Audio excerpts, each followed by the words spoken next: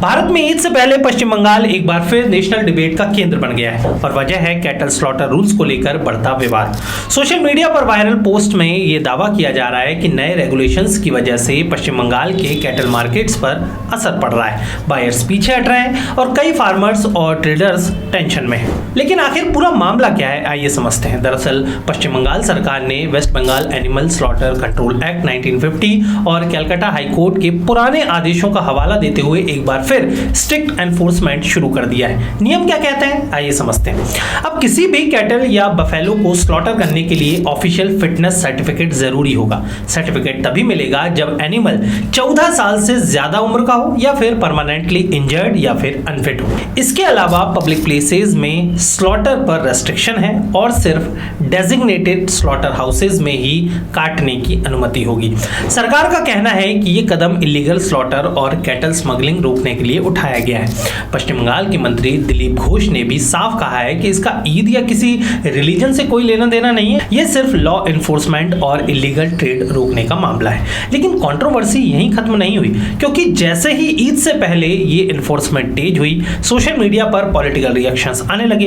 कुछ opposition voices और critics का कहना है कि टाइमिंग सस्पिशियस है, इससे कैटल ट्रेड प्रभावित हो सकता है और स्मॉल फार्मर्स और ट्रेडर्स को नुकसान हो सकता है। लाइव स्टॉक ट्रेडर्स का कहना है कि अब बायर्स सतर्क हो गए हैं, पेपर वर्क और अप्रूवल्स का डर बढ़ गया है, मार्केट डिमांड वीक पड़ रही है। वहीं दूसरी तरफ बीजेपी सपोर्टर्स और कुछ एनिमल वेलफेयर ग्रुप्स इस मूव को सपोर्ट कर रहे हैं। उनका कहना है कि इलीगल स्लॉटर रोकना जरूरी है, पब्लिक स्लॉटर पर कंट्रोल होना चाहिए और प्रॉपर रेगुलेशन हर स्टेट में होना चाहिए। सोशल मीडिया पर डिबेट अब और ज्यादा हीटेड हो चुकी है। किसी के लिए ये लॉ एंड ऑर्डर इशू है तो किसी के लिए ये रिलीजियस सेंसिटिविटी, और कुछ लोग इसे सीधे पॉलिटिक्स से जोड़ रहे हैं। इसी बीच एक और स्टेटमेंट वायरल हुआ। बीजेपी एमएलए रेखा पात्रा ने कैटल ट्रांसपोर्ट चेकिंग के दौरान बर्थ सर्टिफिकेट ऑफ काउज वाली बात कही, जिसके बाद इंटरनेट पर मीम्स, क्रिटिसिज्म और पॉलिटिकल ट्रोलिंग शुरू हो गई।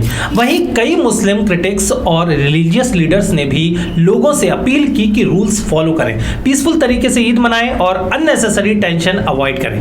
लेकिन एक्सपर्ट्स क्या कह रहे हैं? एक्सपर्ट्स का मानना है कि ये इशू सिर्फ रिलीजन का नहीं है, इसमें rural economy, live stock trade, animal welfare, law enforcement और कम्युनल सेंसिटिविटी सब कुछ जुड़ा हुआ है। और शायद इसीलिए ये टॉपिक इतना बड़ा बन गया है, क्योंकि सवाल सिर्फ कैटल मार्केट का नहीं है, सवाल ये भी है क्या कठोर तरीके से कानून अगर ग्राउंड लेवल पर फेयर तरीके से लागू होगा तो स्मॉल ट्रेडर्स, फार्मर्स प्रभावित होंगे, और क्या सोशल मीडिया इस इशू को और ज्यादा पोलराइज बना रहा है। अब सवाल आपसे है, क्या आपको लगता है कि ये कदम सिर्फ लीगल इन्फोर्समेंट है या इसका पॉलिटिकल और इकोनॉमिक इम्पैक्ट भी पड़ रहा है?